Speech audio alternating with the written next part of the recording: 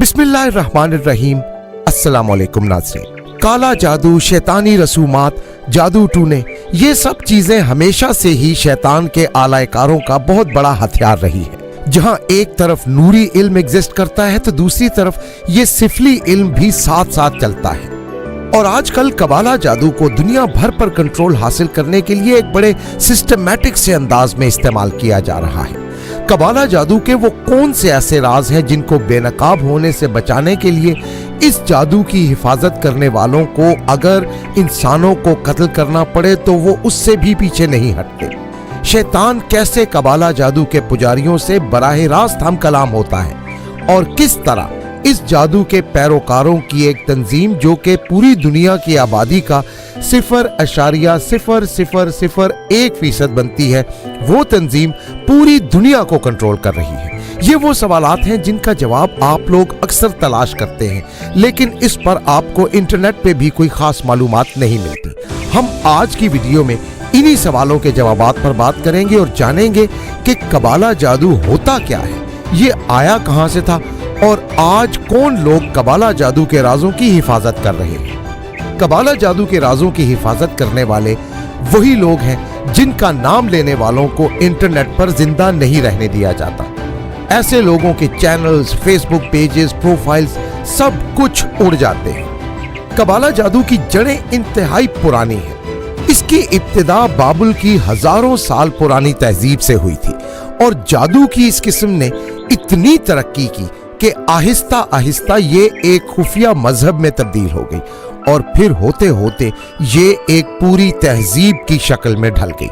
खुफिया सोसाइटीज जिनका नाम लेने पर इंटरनेट पे पाबंदी है और हम भी उसका नाम तो ले नहीं सकते, उनकी खुफिया रसूमात दरअसल इसी कबाला जादू के काले उलूम होते हैं और उनके उसूल भी इसी कबाला जादू से लिए जाते हैं। इन खुफिया शैतानी तंजीमों की रस्में और रहन सहन और इलामात और सिंबल्स भी इसी कबाला जादू से ही अक्स की जाती हैं।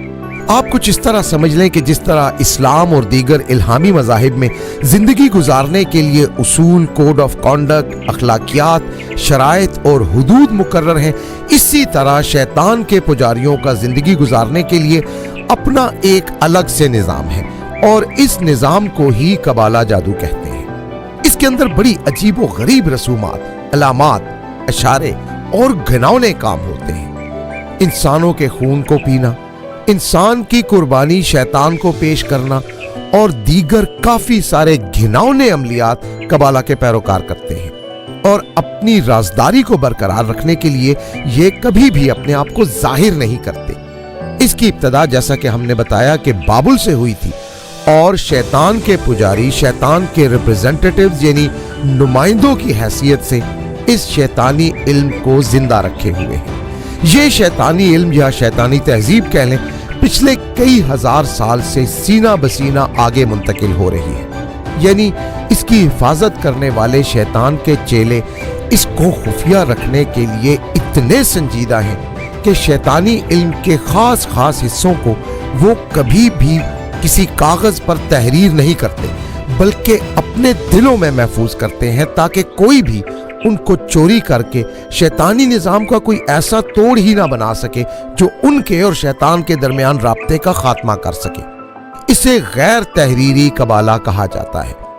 दूसरा तरीका जिससे ये शैतानी इल्म नस्ल दर नस्ल आगे मुंतकिल हो रहा है उसे तहरीरी कबाला कहते हैं, मगर इस तहरीर को भी इंतहाई खुफिया रखा जाता है। यहूदियों के बहुत से आलिम, बहुत से फलसफी भी इसी कबाला से मुतासिर हुए और ऐसे यहूदी उलमा का कहना है कि ये जादू नहीं है बल्कि एक मजहबी फलसफा है।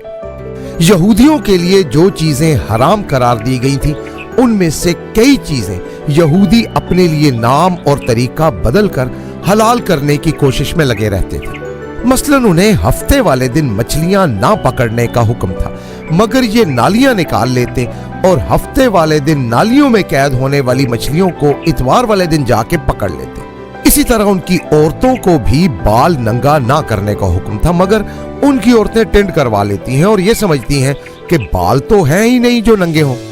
इसी तरह उन पर जादू सीखना भी हराम ठहराया गया, मगर उन्होंने कबाला सीखना शुरू कर दिया और कहा कि ये कौन सा जादू है, ये तो एक मजहबी फलसफा है। आप यूं समझे नाज़रीन के पिछले 3-4 हजार साल से कबाला जादू वहीं का वहीं है। उस वक्त फिरौन के काहिन शैतान से राब्ते के लिए कबाला जादू इस्तेमाल करते थे और तब उस दौर में भी आलमी हुकूमत के क़याम के लिए कोशिशें करते थे। आज कबाला जादू की माहिर वही खुफिया तहरीकें हैं जो कि एक आलमी निज़ाम पे कंट्रोल हासिल करने की कोशिशें कर रही हैं और मुसलसल शैतान से राब्ते में रहकर उससे अहकामात लेती हैं। सामरी जादूगर भी एक खास तरह के जादू में माहिर था और शायद वो जादू कबाला ही था।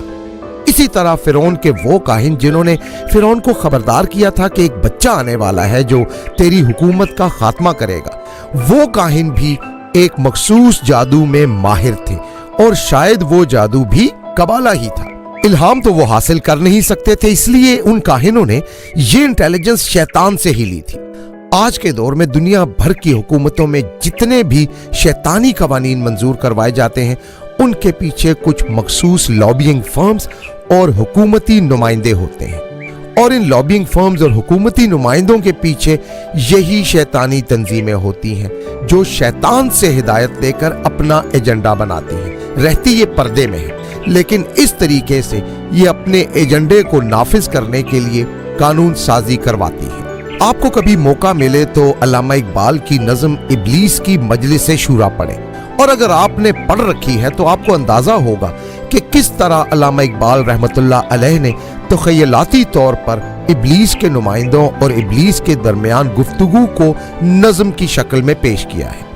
तब के दौर से आज तक ये इब्लीस के नुमाइंदे आज भी हुकूमतों से वही कवानीन बनाते और मंजूर करवाते हैं जो शैतान की तरफ से अपने नुमाइंदों, अपने चेलों, अपने एजेंटों को दिए जाते हैं।